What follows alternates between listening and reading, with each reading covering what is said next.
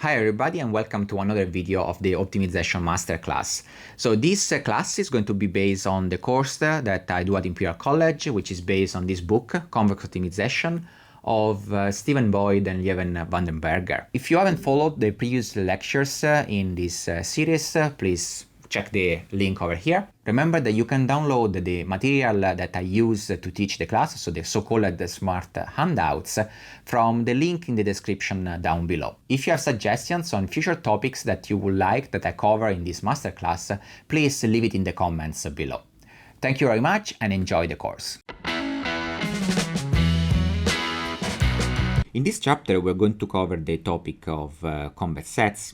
More in general, we're going to cover theory and definitions of sets, different classes of sets. This lecture is going to be quite dense from a mathematical point of view. We will look at a lot of definitions, one after the other. But unfortunately, there is no way around this. I mean, to really be able to identify an optimization problem as a convex optimization problem, and also to understand why convex optimization problems are solvable, we really need to study the mathematics behind this. The reward, you should already know what the reward here is. I mean, the fact that after we go through all this mathematical theory, you will understand why all those problems that we saw and many other problems are actually solvable. So let's start with the first class of sets, which are affine sets. Okay, so we start with a very basic definition, which is the definition of line passing through 2 points x1 and x2.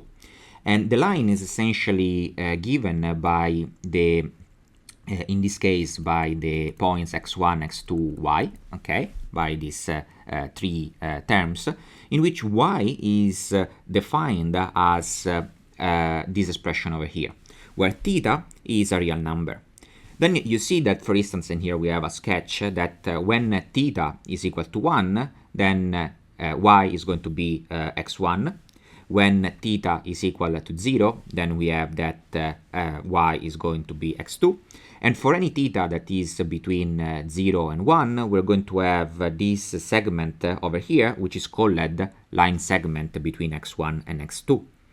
We also have for theta negative all the points which are on the, in this case, on the right hand side of x2. Like for instance, here we have a point which is indicated as corresponding to theta equal to minus 0.3.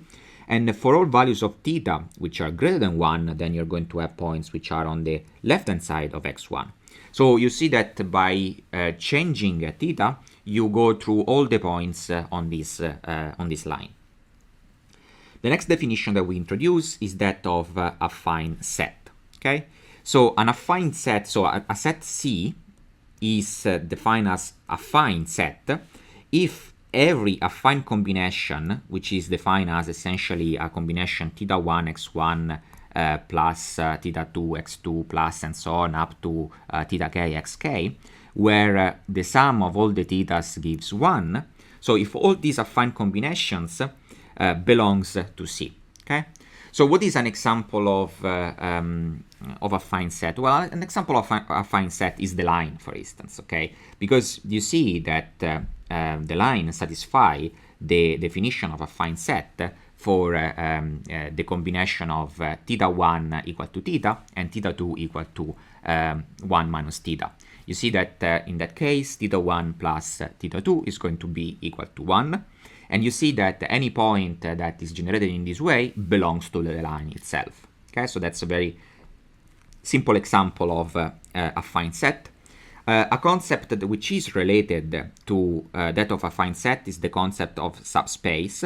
Okay, so a subspace is a set that is closed under sums and scalar multiplication, which is again essentially telling you that any combination of this type is going to belong to the set and to the subspace in this case. And the way in which you define the subspace is essentially by taking your affine set and removing any point x0. So you can take any point x0 and you define C minus x0 as your subspace.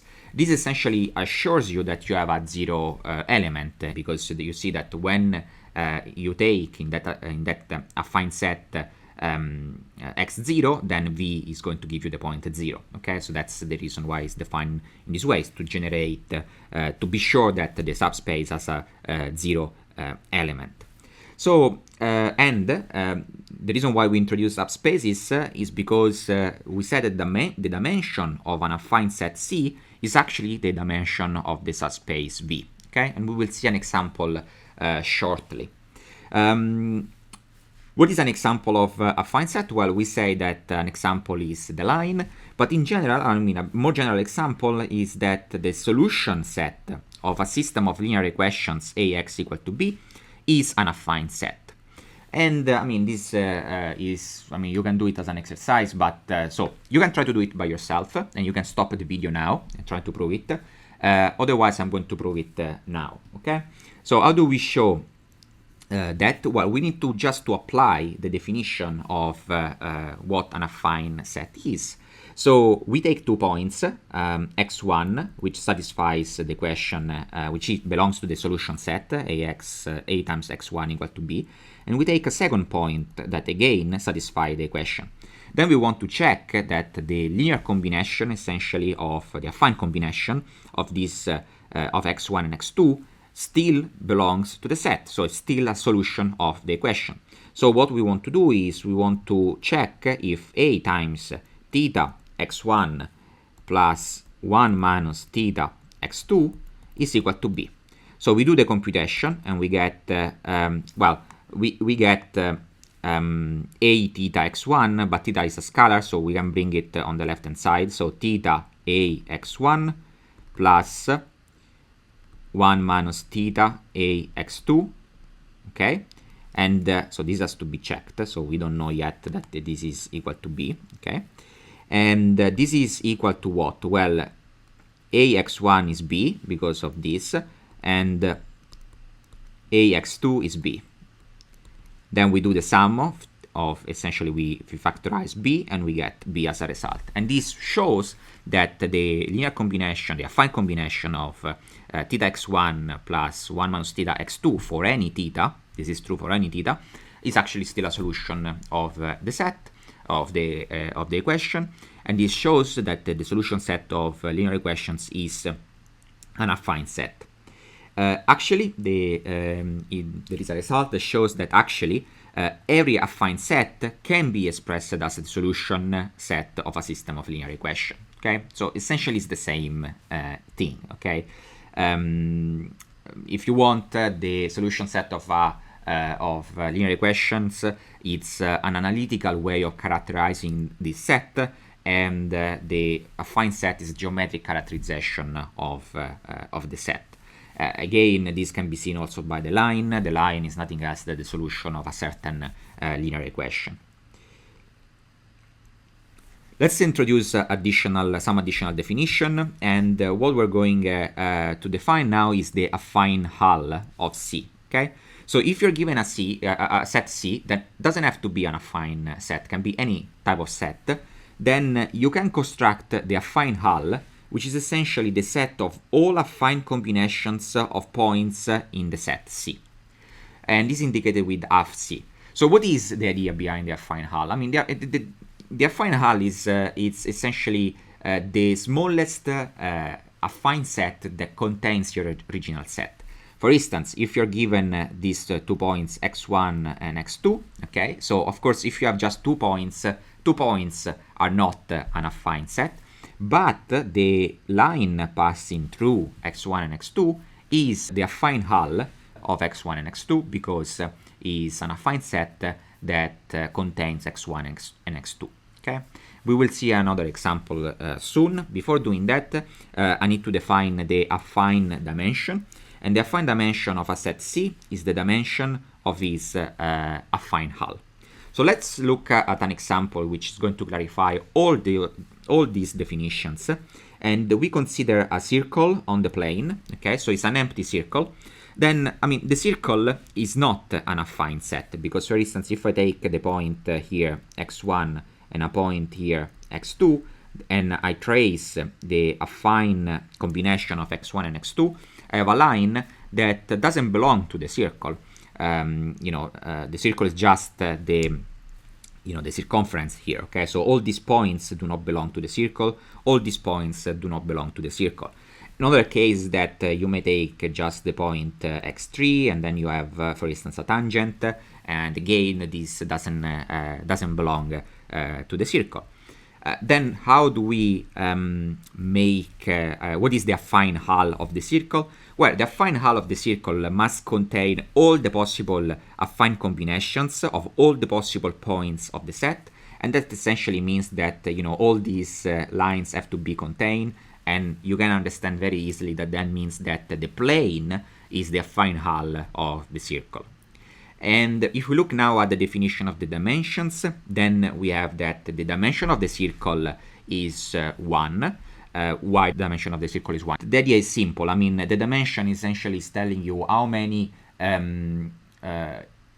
states, how many components you need to identify a point in that set. And if you are on a circle, the only information that you need is an angle. If you have an angle, then you know exactly where you are on the circle. So that means that the circle is of dimension 1. However, the affine hull has dimension 2 because it's the plane, and of course to identify a point in the plane, you need 2 coordinates. Okay, now let's move to convex sets. The way in which we define convex sets follow a similar way in which we have defined affine sets. So we have to define first a convex combination.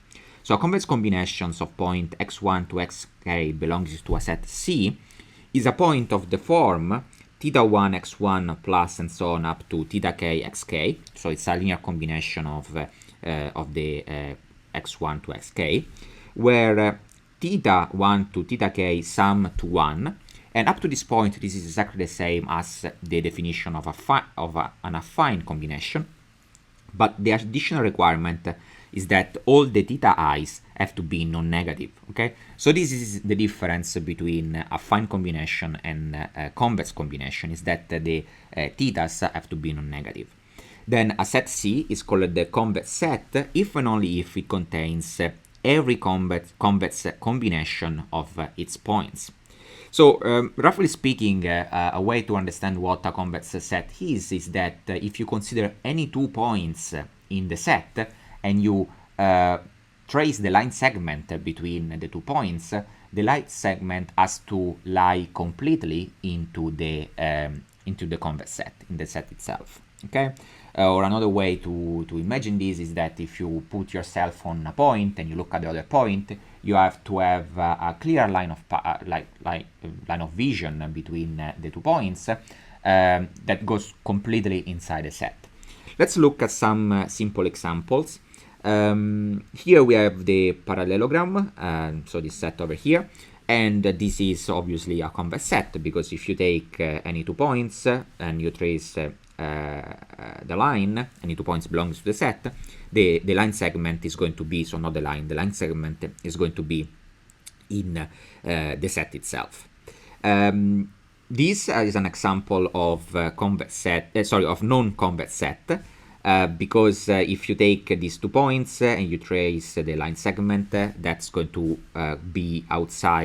go outside the set itself. This is another example of non-convex set because, so this is a triangle in which part of the edge of the triangle does not belong to the set. And then you see that if you take a point on this edge and a point on this edge, and you trace the line, so the line goes through the edge, but that edge does not belong to the set, so this is not a convex set. And also any set with holes is not convex, because of course a line segment going through the hole is outside the set itself. In a similar way as we have done for affine sets, we can define the convex hull of any set C. And the convex hull essentially is the smallest convex set that contains the original set. And essentially is the set of all convex combinations of points belonging to the set C. Okay, so again, the idea here is that if you are given a set that is not convex, you take a larger set that contains the original one and that is convex. And sometimes this is very useful in practice because you may start with again a set that is not convex, but you say, okay, let's take in my application a set that is a bit larger that contains my original constraint, for instance. So I'll take a larger constraint, a constraint that contains the original set, but is convex, and this will make it easier for us to actually satisfy it.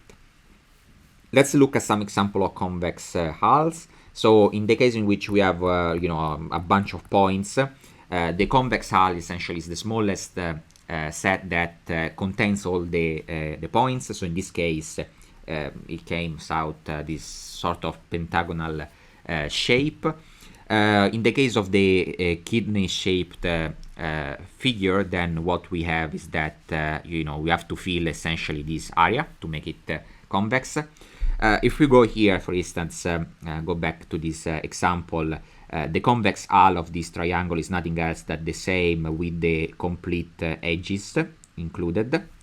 And in the case of the figure with the hole, we just need to fill the hole, and that's the convex hull. We now define a related concept, which is that of cone. And cones are actually important because they will allow us to generalize the problem of convex optimization to the case of multi-objective and constraints in which we have more equalities that are more general than not standard equalities in which you are comparing two numbers and you're checking if one is simply greater than the other, in the sense that the difference is going to be positive or negative. Okay, so it's actually quite a powerful concept, the concept of cone. So let's define it. Okay, so a cone, a set C is called a cone if we take any point in the set and any theta that is non-negative, then theta x is still in the cone. Okay, so well, an example of cone is the line. No, again, if you take a point belonging to the line and you multiply that by a theta, you're just moving left and right in the line, and you're still going to belong into the line. Okay, a convex cone is a cone that is convex. Okay, let's a way actually to define the convex cone is through the conic combination. Okay, so in a similar way in which we have defined the convex set and the affine set. So what is a convex combination? So we take points x1 to xk belonging to the set C. We make a linear combination as usual. And now the condition on the theta is that all the thetas are non-negative. So the difference with respect to before is that we have dropped the requirement that the sum of the thetas have to sum to 1. Okay? So in a way, the definition of cone and the definition of convex set are restrictions of the original definition of affine set in two different ways. Okay, so in particular, now we can define a convex cone using convex combinations, and a set C is a convex cone if and only if it contains every convex conic combination of its points. So let's look at a simple example. So if we have 2 points x1 and x2, we can define a convex cone associated to these 2 points, and is represented by this shape over here. And let's try to understand what the definition is telling us. Okay, so here we want to check essentially points of the type theta 1 x1 plus theta 2 x2. Okay, where the theta 1 is greater or equal than 0 and the theta 2 is greater or equal than 0. Then you see that, for instance, this should be theta 2. that you see that if theta 2 is 0 then and theta 1 is 1, then you get this point over here. So this corresponds essentially to theta 1 equal to 1 and theta 2 equal to 0. This point instead corresponds to theta 1 0 and theta 2 1. If you take both theta 1 and theta 2 0, you end up over here, okay? And then any other combination of theta 1 and theta 2 with theta 1 and theta 2 non-negative is going to give you a point that belongs to this slice, okay? It's called a cone because, of course, when we are in 3D, this definition corresponds to the definition of a geometric cone. A conic hull can be defined in a similar way in which we have defined also the affine hull and the convex hull, and is essentially the smallest convex cone that contains the original set. So, for instance, if we have the bunch of points that we have before, then the conic hull is going to be essentially this slice. If we have the kidney-shaped figure, then the conic hull is going to be essentially this slice that contains completely the original set. Let's now look at some example of convex sets, affine sets, and conic sets. So some trivial examples first. So trivial examples are the empty set. Okay, so the empty set is affine and convex, and the reason is that the empty set doesn't have any element, so no element is going to violate the definition, and so the definition applies. Another trivial example is a set which has just a single point, which is called singleton. So again, this is a trivial example because essentially there is only one point, and so it doesn't violate any of the definitions that we have seen up to this point. So again, I mean, any of the definition regarding affine and convex sets. And of course also the whole space Rn is affine and convex because it contains all the points, and so it contains also the various linear combinations. A line, of course, is affine. We saw it already as an example of affine set. If it passes through 0, then it's also a subspace in a convex cone. And here I think before I've been a bit sloppy because I said that an example of convex cone is a line, but yeah, it has to pass through 0. Okay, so a convex cone always has to pass through 0 because it has to it has to satisfy the definition for all the thetas equal to 0. And of course it has to pass through 0 to be a subspace because remember that the subspace is an affine set which has a 0 element in it. So if you take a general affine set and you want to make it a subspace, then you have to take one of the points and define the subspace as the affine set minus that point, so that then you get 0 when you're at that point. A line segment is convex, and so if you have 2 points and the segment between the two, this is convex because if you take 2 points inside the set, you're still going to be in the same line segment.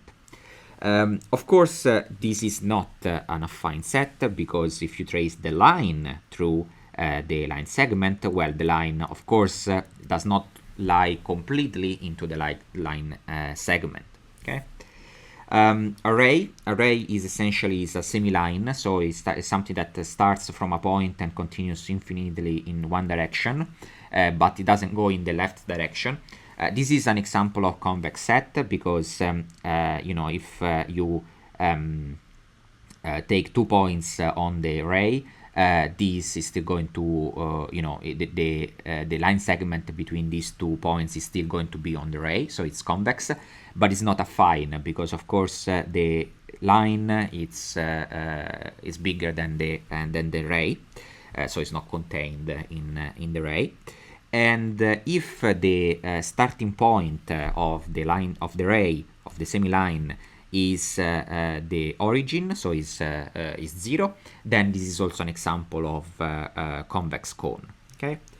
Finally, another trivial example is that any subspace is affine. We saw it already, and also a convex cone, again because it has the element 0 in it. Now, the next example that we see is still a trivial example, is the hyperplane. The reason why it's a trivial example is because an hyperplane is a set of the form, is all the point x that satisfy a linear equation. And so it's trivial that this is an example of a affine set, because essentially this is the same way in which we define what an affine set is. Okay, but let's try to understand a bit better from a geometric point of view what an hyperplane identifies. So, okay, you can imagine a hyperplane as a generalization of a plane to a number of dimensions which is different from 2. And a way to understand the hyperplane is essentially the set of points which have 0 inner product between the normal vector A and the vector x minus x0, where x0 is any point that satisfies the equation. Okay, so what does this mean? Let's look at the plot, because it's easier to look at this from the plot.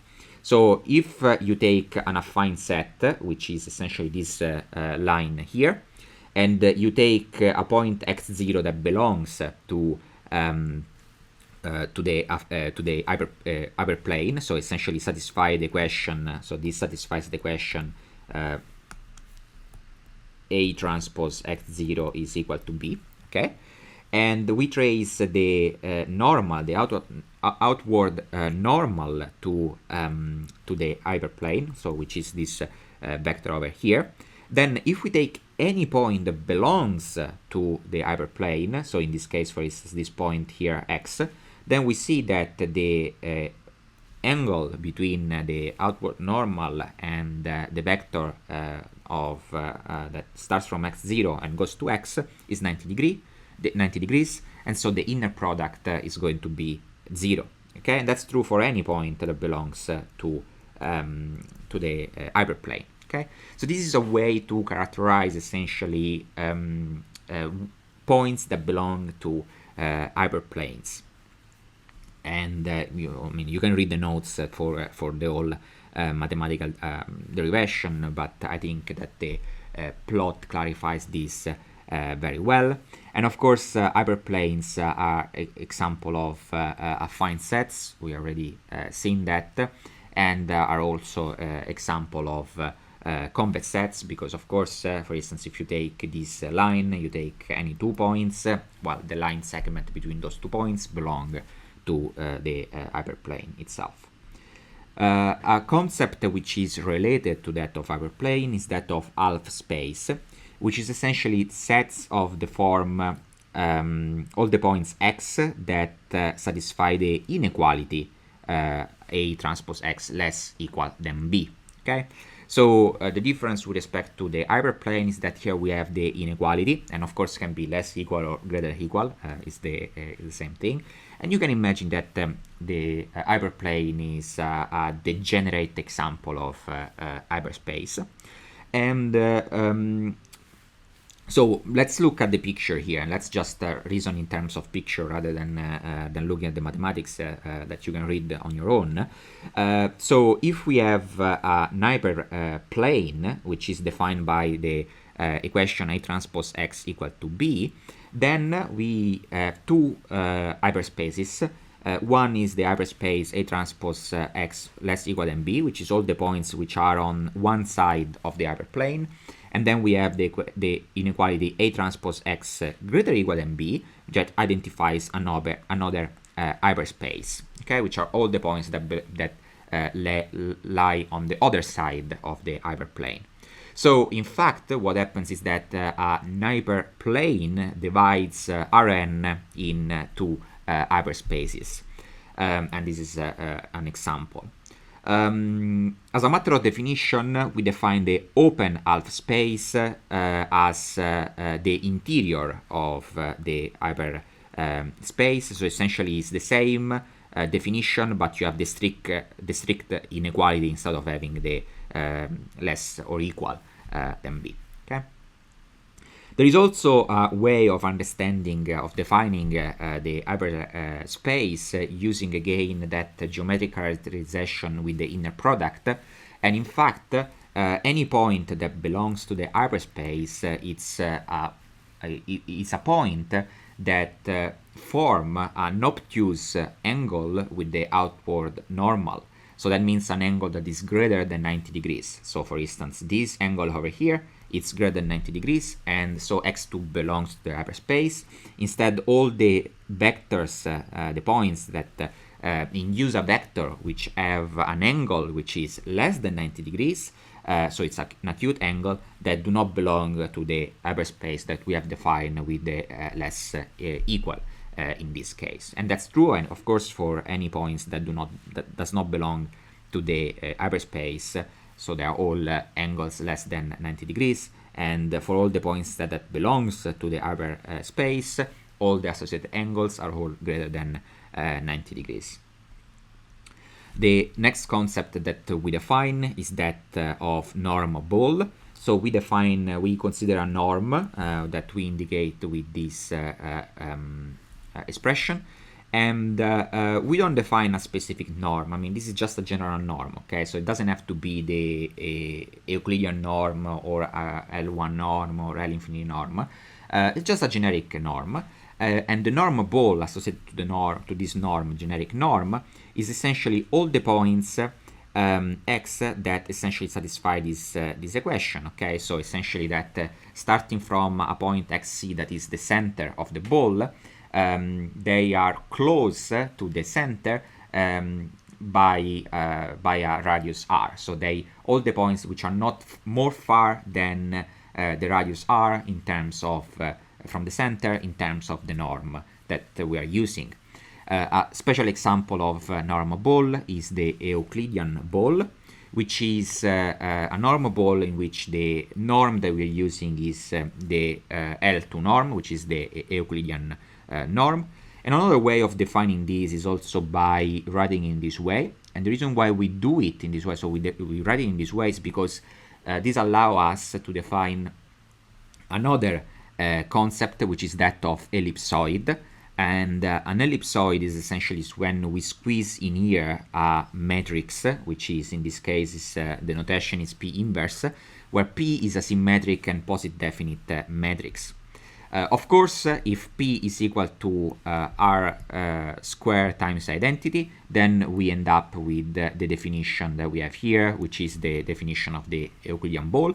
But in general, an ellipsoid allows us essentially to define more complex things which are not balls, essentially. Like, for instance, this is an example of an ellipsoid in R2, and you see that the distance from the center here is different from the distance from the center here, and that has to do with the eigenvalues of the matrix P, which are not the same, essentially. The next definition that we see is the norm cone, that puts together some of the concepts that we already seen, so the cone and the norm.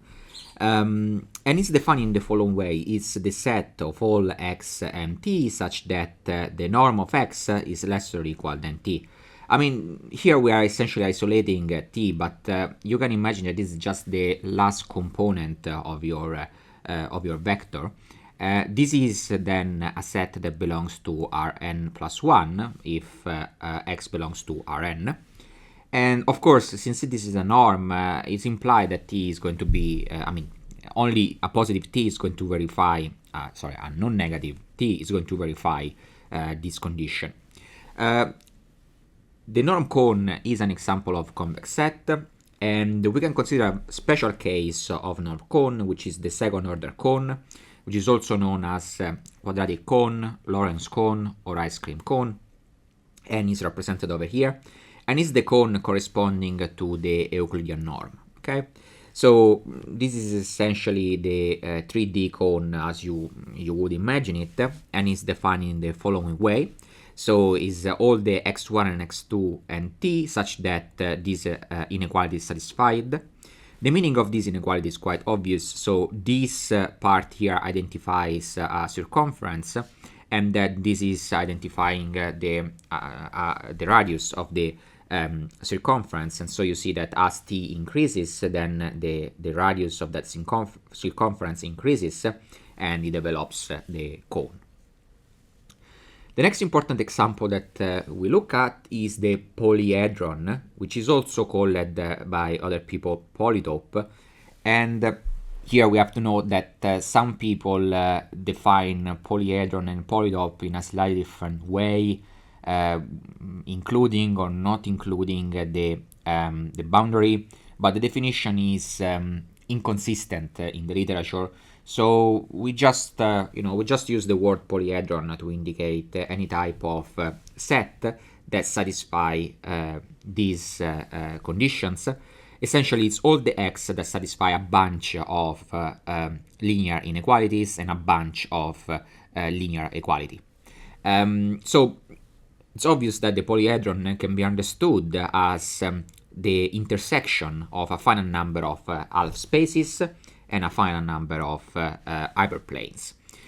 So some of the examples that we saw up to this point, like for instance affine sets, arrays, line segments, half spaces, these are all polyhedra, are all examples of polyhedra because they satisfy either an inequality or an equality. Okay. Polyhedra are convex set, and this actually it's obvious once you know that convexity is preserved by intersection, and we will see this in the next section. But essentially, if convexity is preserved under intersection, you see that an x that satisfy all these conditions is nothing else than an x that satisfy each single condition, and then you take the intersection of all the x's that satisfy them. Okay, and so the polyhedra are convex. Polyhedra can also be written in compact way using this notation, where this symbol here means component-wise inequality. And let's look at an example. And here we have a figure in which we have this polyhedron, which is defined by the intersection of 1, 2, 3, 4, 5 inequalities. So each inequality here, what we're representing is an hyperplane, and this hyperplane, to this hyperplane we associate an half space, which is in this case the half space opposite to the outward normal. And once we do the intersection of all these hyperspaces, we end up with a polyhedra.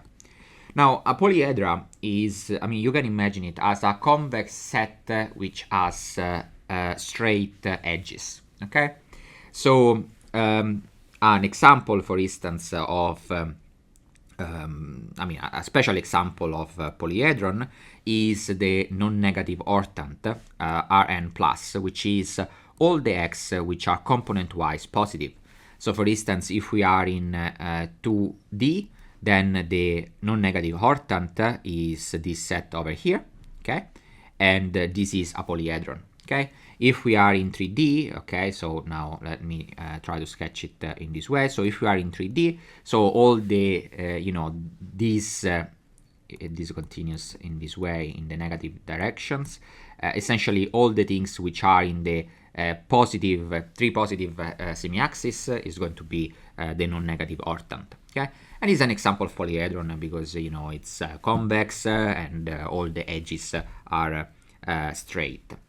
The non-negative hortant is also an example of, is also a cone, and so it's called the polyhedral cone. It's an example of polyhedral cone.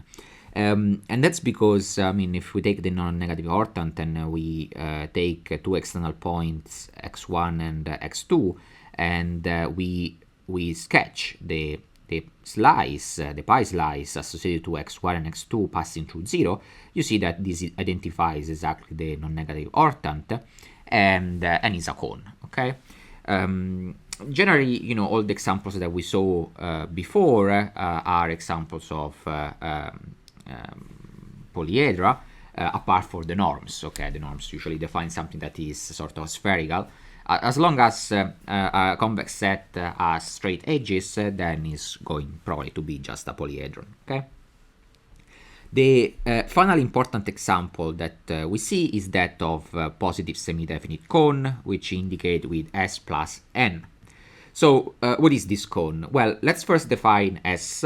n, and this is the set of symmetric matrices of dimension n by n. So all the matrices X that satisfy the equation X equal to X transpose.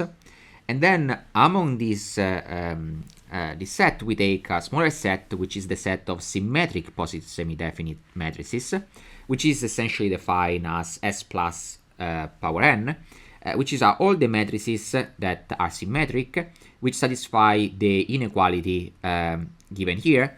And in this case, this inequality indicates the positive semi-definiteness of S. Okay, so this inequality corresponds to the fact that for all z, z transpose xz is going to be greater or equal than 0. Okay, so that's the definition of positive semi-definite. And we also define S++, which is in the case in which the inequality is strict. And so the matrices that satisfy these conditions are the symmetric positive definite matrices. So the positive semi-definite cone is actually very important in generalization of convex optimization problems that we will see. So important problems are actually formulated using this cone.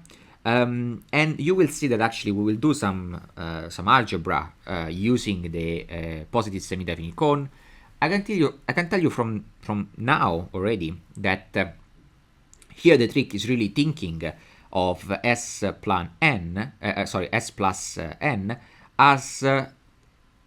R plus n, just where instead of having the vector x, we have the matrix capital X. Okay, and so essentially the symmetric matrix S plays in S plus and S plus plus the same role that X plays in R plus and R plus plus. Okay, where R plus plus are the vectors in which all the components are positive, and R plus are all the vectors for which the components are non-negative.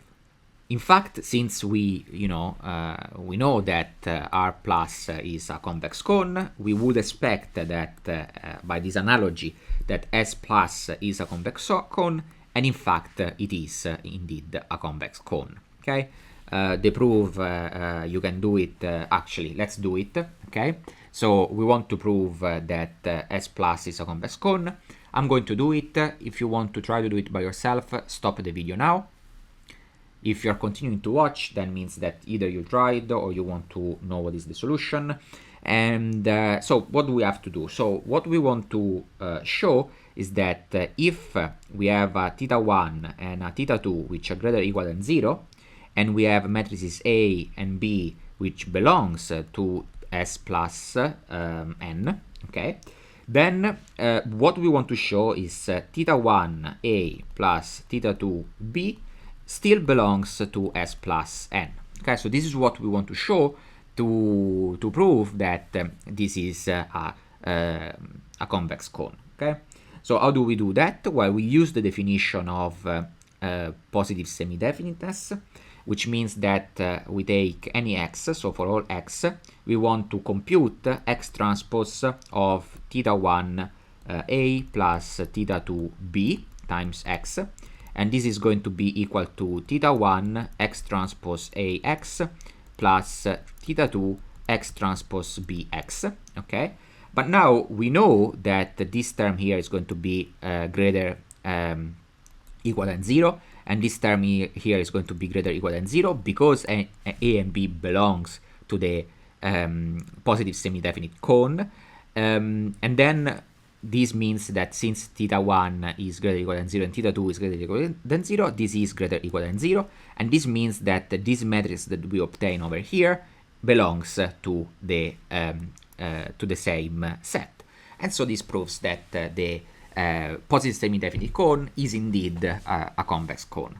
And here we have a representation of the boundary of the positive semi-definite cone in S2, okay, just to have a pictorial representation of what that means. Of course, once we go to any dimension that is bigger than this becomes very complex to impossible to picture it. In this section, we're going to cover operations that preserve convexity. These, of course, are operations on the sets that we have defined up to this point. And these operations are very useful because they allow us to construct more complex convex sets. Okay, so the first operation that we see is the operation of intersection, and in particular, we know, I mean, we see without proof that convexity is preserved under intersection. And this is true for an arbitrary number of intersections, and this can also be an infinite number of intersections. It can be even an uncountable infinite number of intersections.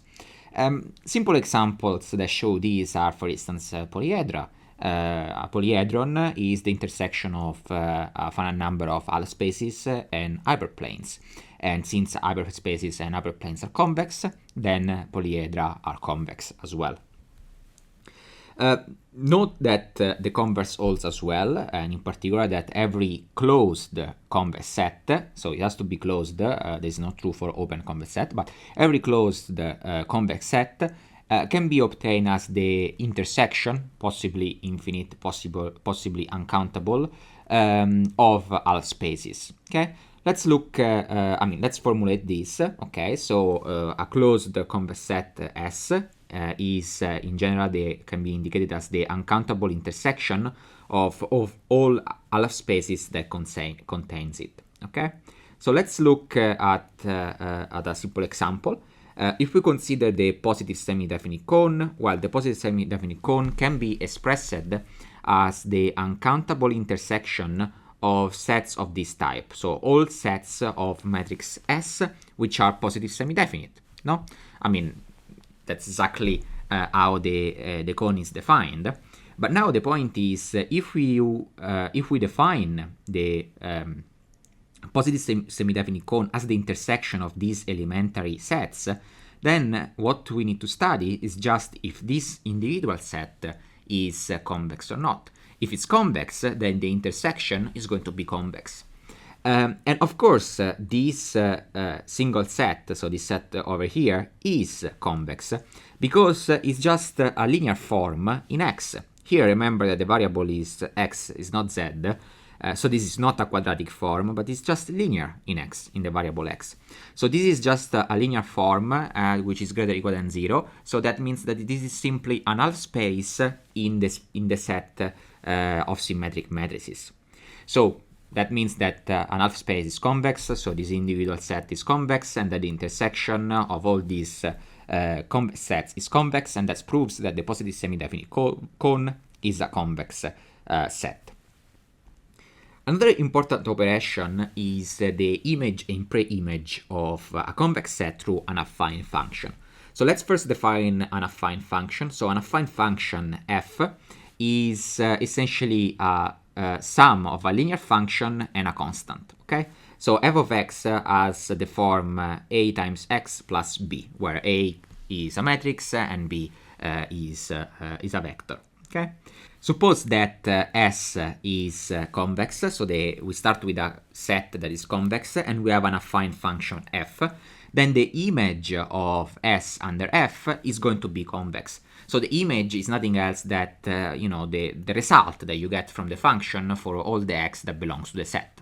Okay, and also the pre-image through an affine function is convex. So the pre-image is defined as all the x such that f of x belongs to the convex set S. Okay, the pre-image is a generalization of the inverse of a function. Okay, so when the inverse of a function doesn't exist, you can still define the pre-image. Okay, so you can think of it as the inverse, and that's why it's always very often indicated with the power minus 1. Okay, let's look at very simple examples. Scaling is an affine function, and of course, if you take a convex set and you scale it, you make it bigger or smaller, that's still going to be convex. Translation is an affine function, and of course, if you take a convex set and you move it around, it's still going to be convex. Projection is an affine function, and essentially it means that if you have a set with elements x1 and x2, you are projecting and you just get x1. Okay, the sum of two convex set is going to be again a convex set. Okay, and this can be shown by applying the affine function x1 plus x2, which sums the elements of two elements together, to the set S, which is obtained as the Cartesian product of two convex sets. Okay. Let's look at some, let's say, not complex, but some more interesting examples, let's say. Okay, so the polyhedron, which we already shown by intersection that is a convex set, can be shown to be a convex set also using the properties of affine functions. In fact, the polyhedron can be expressed as the inverse image of the Cartesian product of the non-negative arctant and the origin under the affine function b minus ax d minus cx. So what does this means? Well, it's the following. So we know that, okay, this is how we define a polyhedron, or it's all the x that satisfies the inequality ax minus ax less equal than b and cx equal d.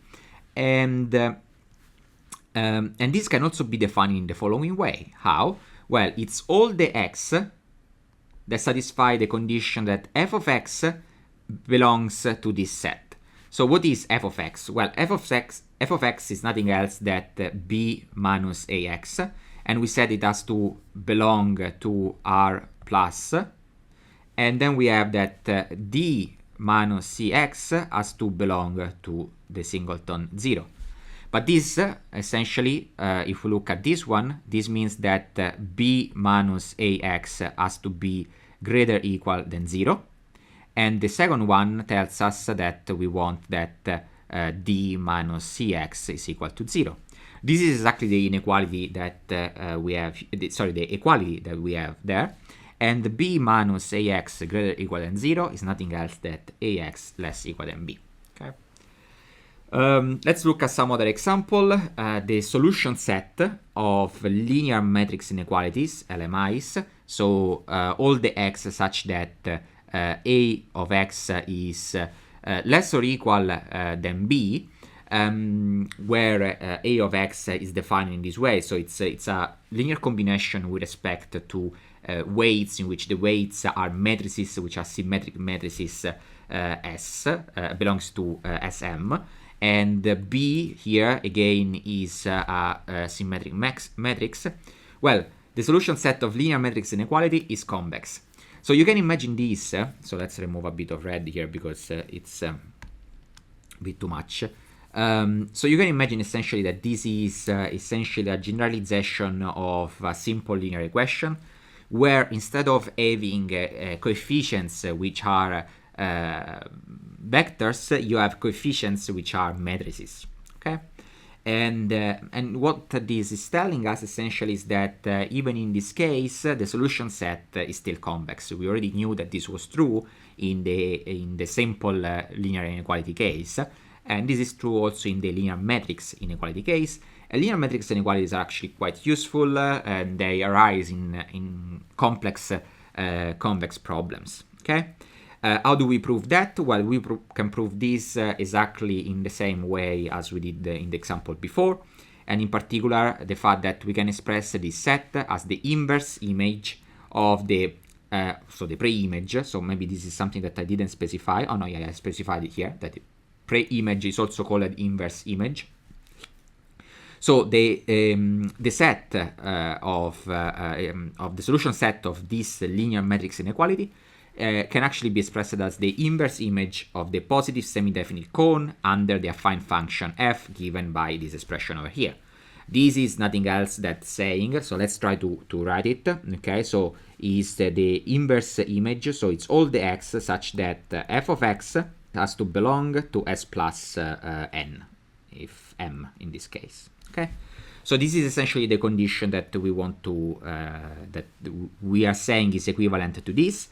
Let's check it. Well, it's all the x such that b minus a of x belongs to s plus m, which means essentially that b minus a of x has to be positive definite, which means that a of x has to be less equal, the Karlik less or equal than b, okay, which is exactly how we started. Another example which is interesting is the fact that the ellipsoid is nothing else than the image of the unit Euclidean ball. Remember that the Euclidean ball, essentially the unit Euclidean ball is simply, this, okay? So it's the image of the unit Euclidean ball under the affine mapping given over here, where this is the matrix that squeeze the ellipsoid. So if this matrix P, for instance, is just the identity, this will give us a circle, and XC give us the center of the ball, and in this case of the ellipsoid. Another class of functions which is interesting is the perspective function. So the perspective function is defined in the following way. So we take our vector on which we are applying the perspective function, and we isolate the last component, okay? And this can be applied only if the last component is strictly positive. And essentially, if we apply the perspective function is defined as P of zt, where t is the last component, is equal to z divided by t. So essentially we are normalizing our vector with respect to the last component. And if C is a convex set, then the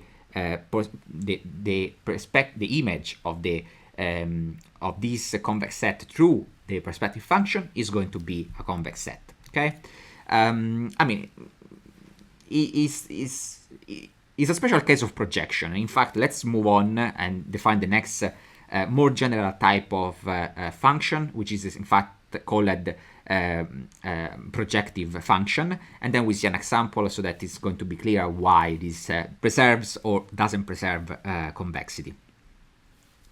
In fact, the more general version of the perspective function is the linear fractional function, in which essentially we are composing the projective function with a linear, so with an affine function, okay? And essentially give us the ratio between ax plus b and c transpose x plus d, okay? So it's a generalization of the perspective function in which z is passed through an affine function, and so z becomes ax plus b, and t is passed through an affine function and give us c transpose x plus d, okay? And again, the perspective function, the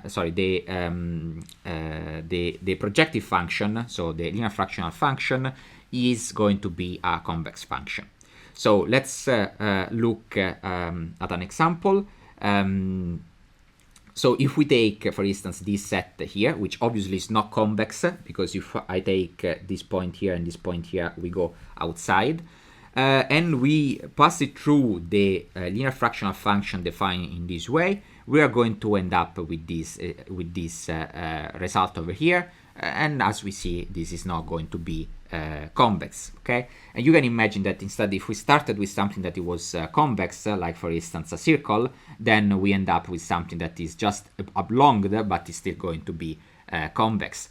And what this linear fractional function is doing is like if essentially you put yourself over here, and then you look at the set, and then you will see that certain points which essentially are close are going to look close to what they were before, but the points that are very far away, they are going to be look like oblonged, deformed, and of course, why the projective function preserves convexity? Well, because it's the composition of the perspective function that preserves convexity and the affine function that preserves convexity.